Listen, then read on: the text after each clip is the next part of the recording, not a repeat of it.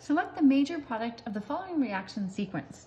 So we're starting with an unsubstituted benzene ring, and we've got three different things, three different reactions that we're going through. So with all of our synthesis problems, it's a good idea to go step by step, draw the product of each step, and particularly with electrophilic aromatic substitution reactions, which is what these first two are, we want to pay attention to the directing effects. The first group that you add to the ring will be what's telling the second group where to add. It's directing the incoming electrophile. So our first step is the conditions for an EAS bromination.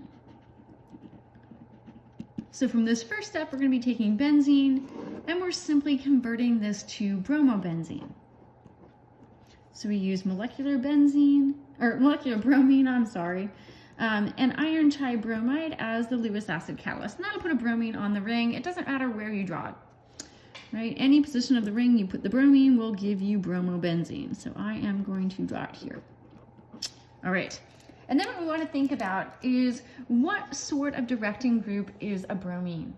So because it's electronegative, it is slightly deactivating. This would react a little bit slower than bromine, and then benzene, than benzene would in an EAS reaction.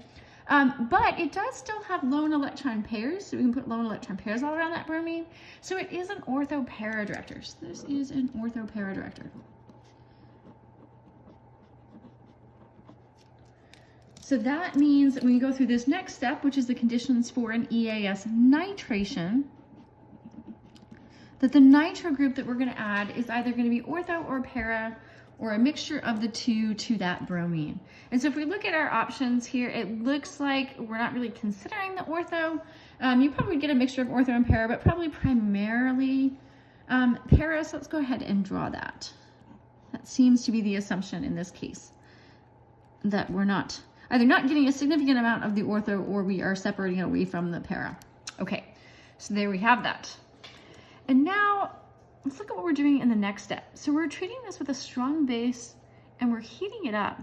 So this is actually a different sort of reaction. These first two steps were electrophilic aromatic substitution steps, or EAS reactions. In this second step, this is a really strong nucleophile, that methoxide. This is a nucleophilic aromatic substitution, or SNAR.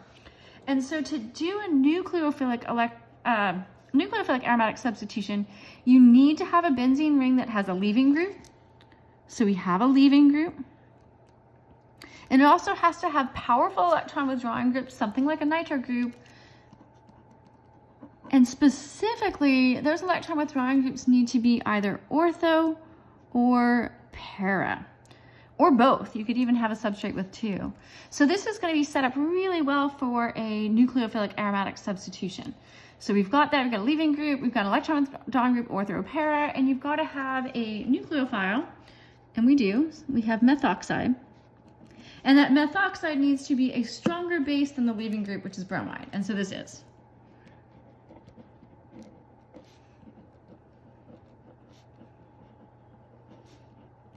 So a stronger base than whatever your leaving group is. Okay, so what happens in this step, and we can show it, I'm not going to show all the resonance structures in this example. We did that in a previous example, but we can still show this step. So this is going to attack where your leaving group is. And now, unlike your SN2 reactions on alkyl halides, you're not going to just kick off the bromide immediately. What it's going to do is push electrons onto the ring.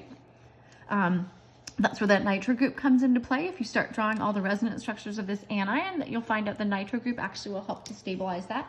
And I showed that in a previous example.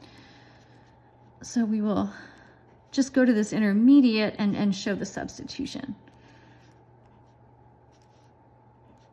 Or show the entire process of the substitution. So at this point we've done addition. Now we need to do elimination, right? So we've added our nucleophile, and then we can, I guess I should actually add the nucleophile. There we go. There it is. Now we've added it.